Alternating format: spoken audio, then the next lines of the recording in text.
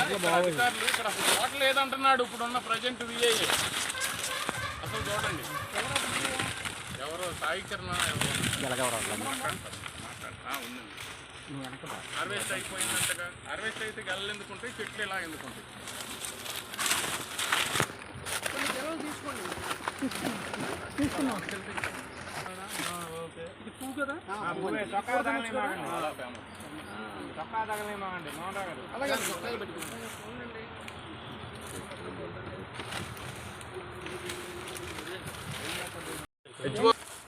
మొన్న కురిసినటువంటి చెదురు వర్షాలు, జల్లులు, దాంతోపాటు ఈదురుగాలు, ఈ ఈదురుగాలుల వలన జరిగిన నష్టం మరీ ముఖ్యంగా మొక్కజొన్నకి, బొప్పాయికి, అరటి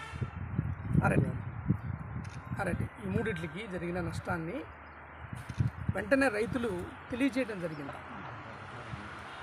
ఇలా ఈ ఈదురుగాలులకి ఇలా పడిపోయినాయి అని చెప్పి చెప్పడం జరిగింది. ధర్మిలా ఈవేళ మేము రావడం జరిగింది. మేము తిరగడం మొదలుపెట్టిన దగ్గర నుంచి అగ్రికల్చర్ అధికారులు కూడా మాకు కనపడుతున్నారు. కేతగిరిపాడులో కనపడ్డారు, ఇక్కడ కూడా మాకు కనపడుతున్నారు. ఇక విషయానికి వస్తే, రైతులతోటి ఇప్పుడు కలిసిన తర్వాత వాళ్ళు చెప్పినవి 2-3 విషయాలు ఖచ్చితంగా అందరికీ తెలియజేయాల్సిన అవసరం కూడా మాకుంది. ముందు అసలు మొక్కజొన్న ఎందుకు ఇంత ఎక్కువ పండించారు, ఎందుకు వేశారంటే, పత్తికి, మిరపకి రేటు లేకపోవడం, రైతులు కొన్నిసారి దెబ్బతినటం వల్ల ఏం చేయాలో తెలియక రైతు వ్యవసాయం చేయకుండా ఉండలేడు కాబట్టి మొక్కజొన్న వేశాడు. ఉండు మీద కారం చల్లినట్టు ఇప్పుడు దీనికి ఈ ప్రకృతి విలయం వల్ల మొత్తం దెబ్బతింది. మేము ఇప్పుడు కేతగిరిపాడు గ్రామం, అలాగే చందాపురానికి ఆనుకున్న పొలాలను చూస్తే దాదాపుగా 150 ఎకరాల పొలంలో దాదాపు మొత్తం మీద ఒక 10 ఎకరాలు కూడా మిగలదు, మొత్తం కూడా నేలమట్టమైంది.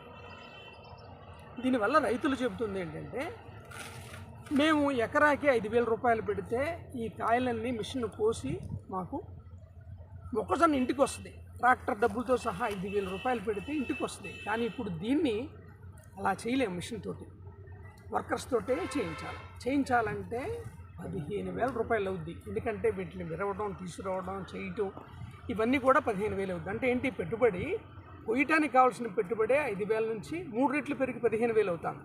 ఆ సందర్భంగానే వాళ్ళని అడిగాను, అసలు ఎంత పెట్టుబడి అవుతుంది దీనికి ఎకరాకంటే వాళ్ళు చెప్పింది ఏంటంటే, మొక్కజొన్న బస్తా 1,800-1,550 రూపాయలు అయితే కనుక విత్తనాల బస్తా, దాన్ని నాటడానికి 2,000, దాదాపు 4,000 రూపాయలు ఒక ఎకరానికి పెట్టుబడి.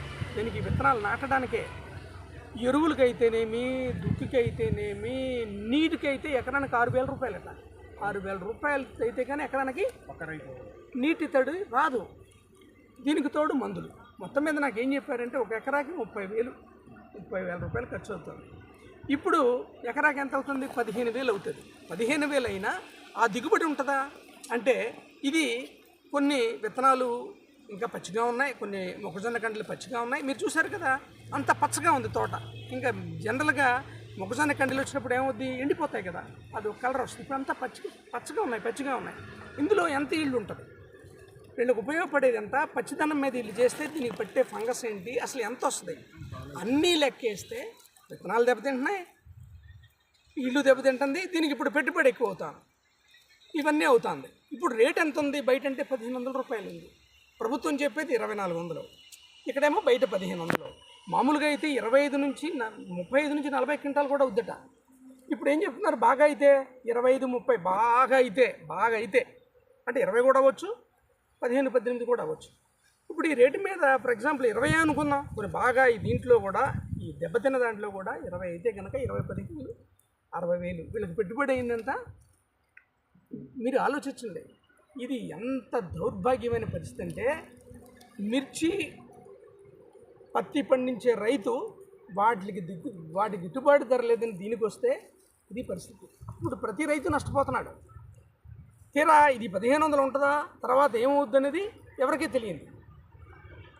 నేను ఈ క్రమంలో కనుక్కున్నాను, మీరు ఎందుకు ఇన్సూరెన్స్ చేయలేదు, ఇన్సూరెన్స్ చేసుకోవాలి కదా ఏంటంటే, రైతులు చెప్పింది చాలా ఆశ్చర్యకరంగా ఉంది. ప్రధానమంత్రి ఫసల్ బీమా యోజనలో ఇది ఆన్లైన్లోకి వెళ్ళి చేయించుకోవాలట. ఒక రోజంతా రైతులు కష్టపడితే ఒక్కళ్ళకి అయిందంట. ఒక్కళ్ళకి అయిందంట. ఈ దెబ్బతోటి అది ఎంత అతి తక్కువ 315 రూపాయలు ఎంతో ఉంది అది చేసేది. కానీ యాప్ ఓపెన్ అవ్వట్లే.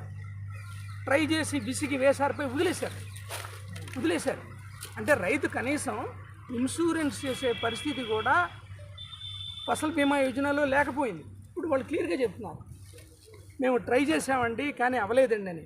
మీరు చేసుకోవాలి కదంటే, లేదండి ఇట్లా ఉన్నప్పుడు ఇలాంటప్పుడు మీరు తెలియజేయాలి కదా అందరికీ. తెలియజేయకపోతే చూసారా నష్టం ఎట్లా వచ్చిందో.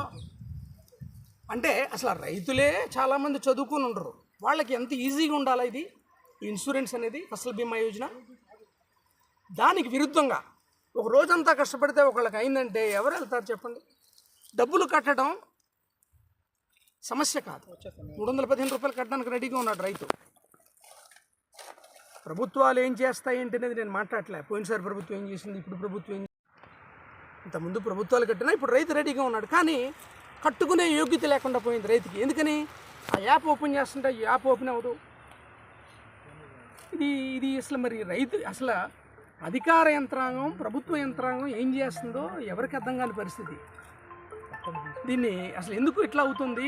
కనీసం చేయిస్తే వాళ్ళు కట్టుకుంటారు కదా, వాళ్ళకి ఇన్సూరెన్స్ వస్తుంది కదా. ఇది ఫసల్ బీమా యోజనతో.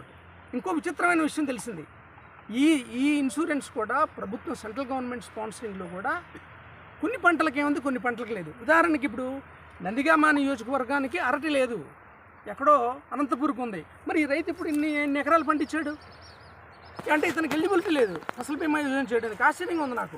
రైతుల మాటలనే చెప్తున్నాను మీకు. ఇప్పుడు యాప్ చూస్తే మొన్న డిసెంబర్కి ఎండ్ అయింది. ఆ యాప్లో మనకు లేదు ఇది. పైగా అటువైపు అది నీటి ఆధారిత పంటగా చూపిస్తున్నారు. ఇక్కడ ఇది నీరు ఫెసిలిటీ ఉంది, చక్కగా పండిస్తున్నారు. దీనికి లేదు, అసలు ఇన్సూరెన్స్ లేదు. చాలా ఆశ్చర్యంగా ఉంది. ఇట్లా పంటలన్నీ చూస్తే చాలా ఆశ్చర్యాన్ని కలిగించే అంశాలు ఇవన్నీ. ఇక్కడ నేరొడ్డున ఉన్న దాంట్లో ఈ అరటి పంటకి లేదు. ఇది చాలా ఆశ్చర్యాన్ని కలిగించే అంశం. చూడండి, ఇప్పుడు ఇది కోయడానికి వచ్చింది, రైతు అమ్మేద్దాం అనుకున్నాడు, కొనుగోలుదారుడికి వచ్చాడు, ఇప్పుడు పడిపోయింది. ఈ నష్టాన్ని ఎవరు భరించాలా? ఈ రైతు ఎందుకు చేస్తున్నాడు? మిగతా పంటలకు వెళ్ళలేకే కదా. ఇప్పుడు ఎవరు చేయాలి? సో కాబట్టి ఫసల్ బీమా యోజనలో కూడా ఈ సమస్య ఉంది. రైతులందరినీ అన్నాం, మీరు ఎందుకు చెప్పట్లేదు, చెప్పాలి కదా. ఈ సమస్యలు మొక్కజొన్నలో కానీ దీంట్లో కానీ ఇలాంటివి ఉన్నాయని తేవాలి కదా, చెప్పాలి కదా అని. ఇది ఇంత ఎదురుగాలు వచ్చి ఇంత ఇబ్బంది అయితే ఒక్క ప్రభుత్వాధికారి కూడా రాలేదు. ఇది రైతును బట్టి గుర్రం. ప్రభుత్వాన్ని మనం ఎలా నడిపిస్తామో ప్రభుత్వ యంత్రాంగం కూడా అట్లే పనిచేస్తుందానికి ఉదాహరణ. ఏ స్థాయిలో మాట్లాడుతున్నారు? అసలు ఇక్కడ అరటి పంటే లేదని చెప్తున్నాడు అధికారి. దీనికి కన్సర్న్ హార్టికల్చర్ అయినా ఏవో గారు చెప్తే నేను మనిషిని పంపిస్తానని ఆయన చెబితే, ఇక్కడ ఉన్న విలేజ్ అగ్రికల్చర్ అసిస్టెంట్ ఏం చెప్తున్నాడు? అసలు పంటే లేదు, అయినా అమ్మేశారంట కదా. చూడండి ఎలాంటి మాటలు. ఇది ప్రభుత్వ తీరు, రైతుల పట్ల ప్రభుత్వ తీరు ఎట్లా ఉందంటే, ఈవేళ మేము వచ్చిన తర్వాత బయటకు వస్తున్నారు. అదేమంటే నిన్న పండగ అంటారు. అంటే ప్రకృతి విలయాల్లో కూడా ఎమర్జెన్సీ టైంలో కూడా చూడరా వచ్చి అధికారులు? వాళ్ళకి రిలాక్సేషన్ ఏమైనా ఉందా? లేదు కదా, వచ్చి చూడాలి కదా. అంటే దీన్ని అసలు పట్టించుకునేవాళ్ళే. ప్రభుత్వంలో ప్రజాప్రతినిధులు కానీ ఎవరు కూడా పట్టించుకోకపోతే ఏమవుద్ది? యంత్రాంగం ఏమవుద్ది? పూర్తిగా విఫలమవుద్దని చెప్పడానికి ఇది బెస్ట్ ఎగ్జాంపుల్. ఇంతకన్నా ఇంకేం లేదు. రైతుల పరిస్థితి, వ్యవసాయం పరిస్థితి నేను చెప్పబోవట్లే, ఇది అందరికీ తెలిసిన విషయమే. ఇప్పుడు జరిగింది చూశారు కదా.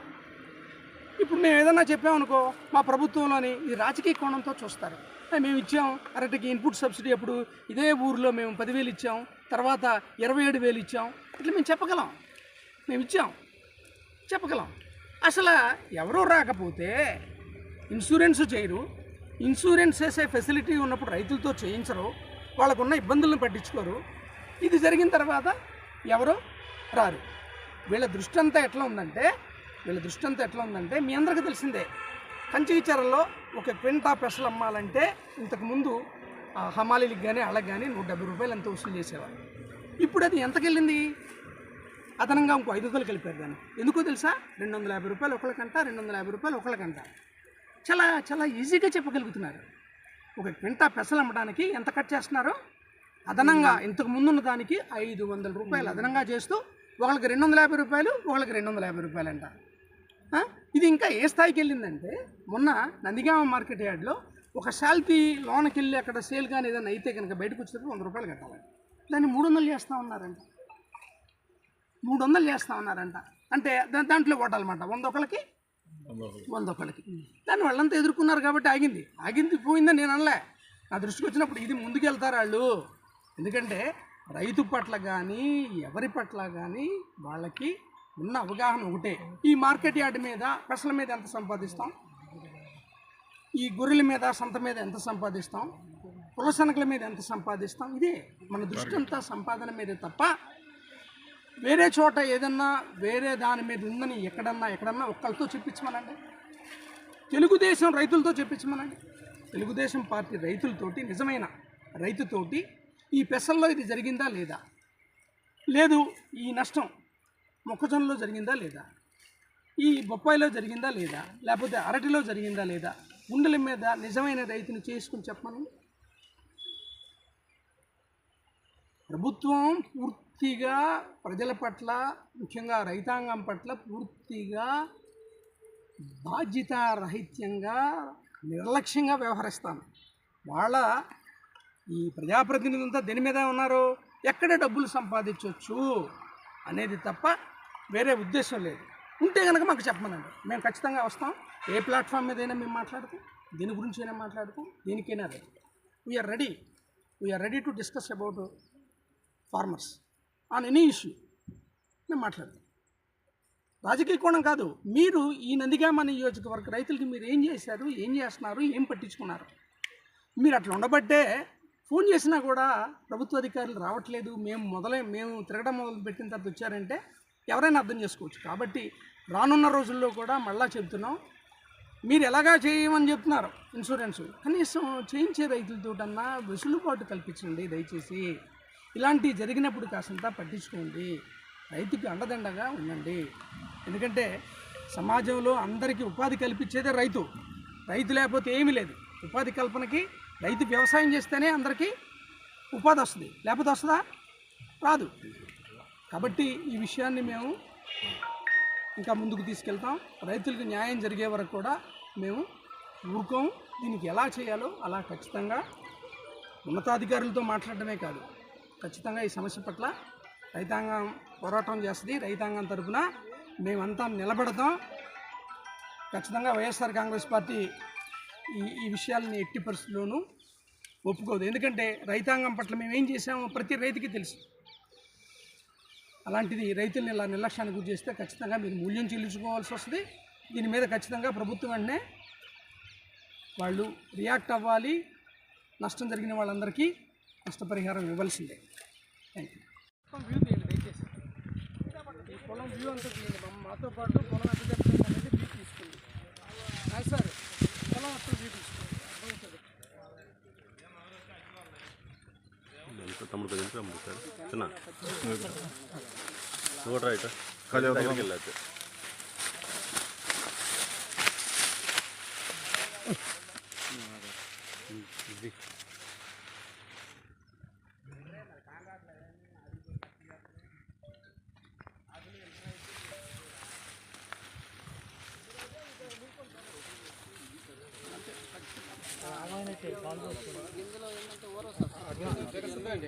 మన కరెక్ట్గా దశకొచ్చే వరకల్లా ఏంటంటే పాలు అలా అయిపోతాయి.